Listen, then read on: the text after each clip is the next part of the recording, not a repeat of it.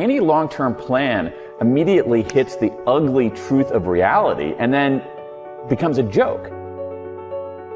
I think very carefully about what's next. Any regrets you'd care to share? Anything that feels like, that stands out? Yeah, all kinds of regrets. I have regrets earlier in my life about not being a kind enough person, not bullying people, but actually being in situations where there was someone on the periphery or someone being left out and noticing that and not doing anything. That really bugs me. Like many people, there were a lot of people who talked about regretted not going to funerals.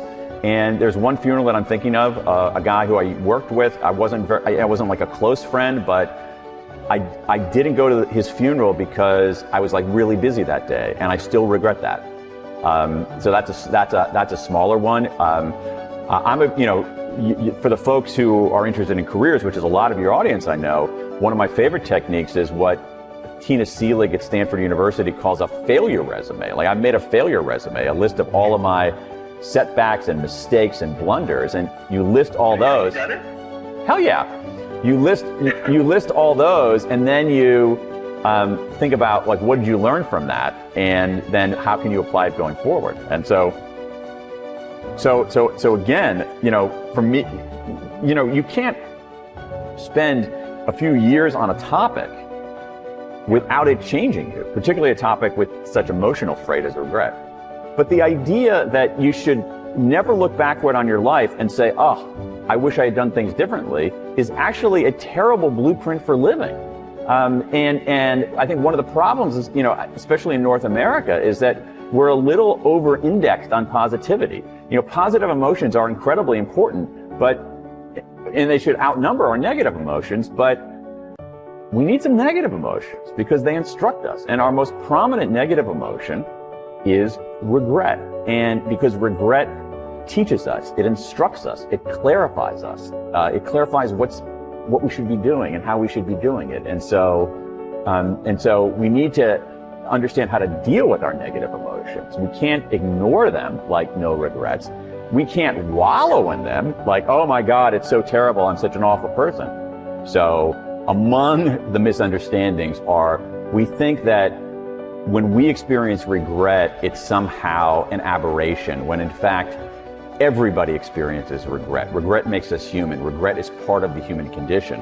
What's more, we think that regret makes us weaker, when in fact, the research shows that, done right, regret can make us stronger, that we can enlist our regrets as an engine for forward progress. There are 4 core regrets over and over again, and they tend to transcend the domains of life. We often think of our regrets as like, oh, I have a career regret. Oh no, but I have a health regret, or I have a romance regret. But what I found is the 4 regrets are these: foundation regrets. Foundation regrets are, if only I'd done the work. These are regrets people have about not studying hard enough in university, or not taking care of their health, or smoking, or not eating right, or not saving money. Small decisions that accumulate to bad consequences. The second one, huge category, boldness regrets.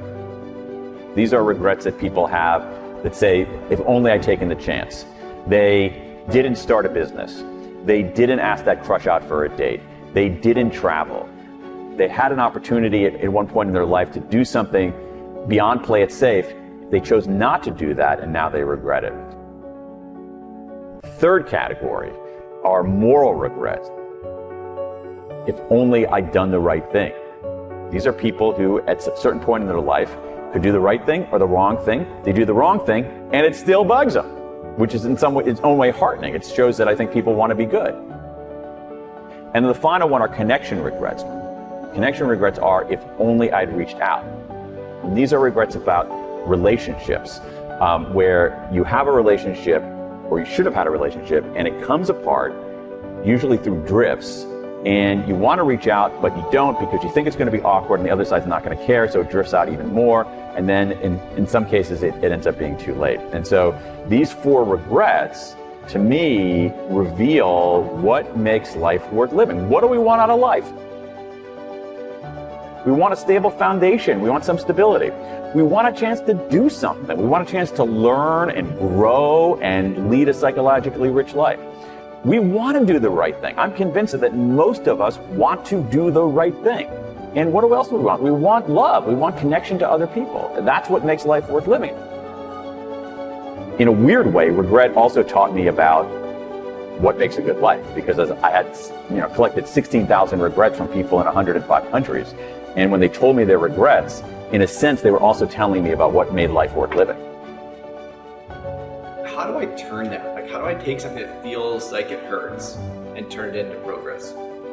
This is important. In some ways, it's central. Regret hurts. There's no question about that. But here's the thing. Regret also instructs, and you can't have one without the other.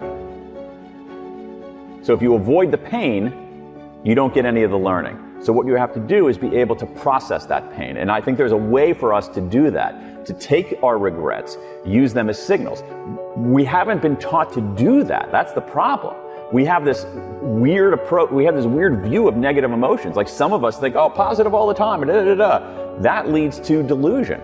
Some of us get so absorbed in our negative emotions that they, in some ways, exonerate us from making progress. That's a bad idea too. What we need to do is we need to process our negative emotions in a systematic way, and I think there's a good way to do that. What we need to do is we need to think about our regrets, and when we think about our regrets, the evidence is pretty clear that they can help us make better decisions, solve problems faster, be better strategists, find greater meaning in our life.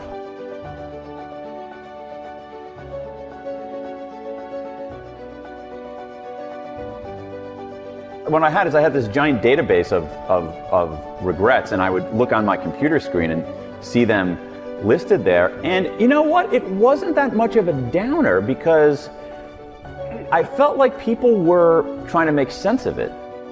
There's some interesting research on this. One of the things that we think about disclosure of our vulnerabilities and our setbacks and so forth is that people will like us less.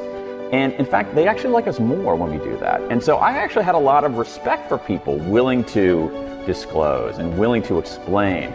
And I felt like I was actually helping them make sense of this regret. So it wasn't that much of a downer.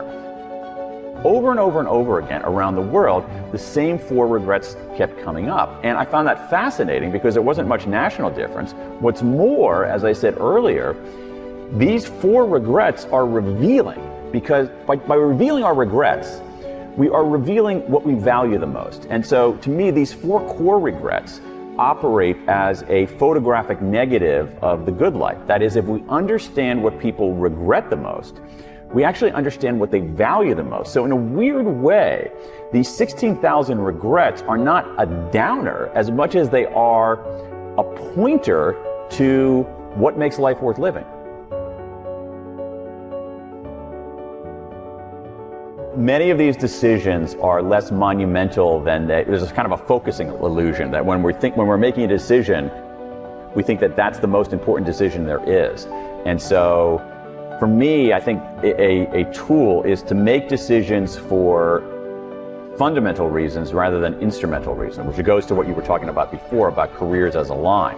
That if we make decisions, if I decide I'm going to major in this because it's going to lead to that, which is going to lead to that, which is going to lead to that, I think that's a bad idea, because I think it's a bad bet, because you have no idea where it's going to lead.